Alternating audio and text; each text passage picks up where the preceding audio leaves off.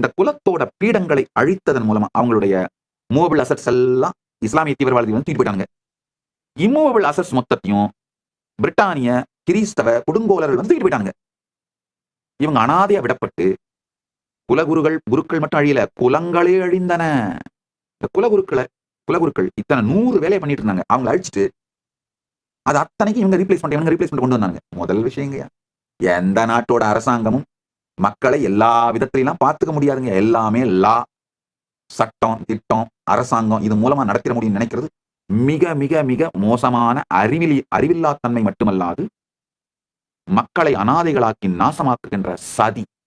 மக்களோட அடிப்படை தேவைகள், உணர்வு ரீதியான தேவைகள், உணர்ச்சி ரீதியான தேவைகள், அவங்க நொந்து போனா திரும்ப அவங்கள மேல தூக்கிட்டு வராது. டிப்ரெஷன்ல இருந்தா வெளியில எடுத்து வர்றது மட்டும் இல்லாம ஒரு பிசினஸ்ல தோல்வி அடைஞ்சிட்டா அவங்களை திரும்ப மேல எடுத்து வர்றது,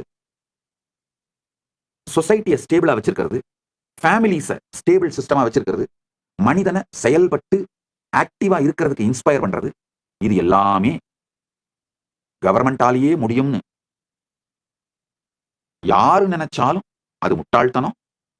கவர்மெண்ட்டை நடத்துறவங்க நினைச்சா அது சதி.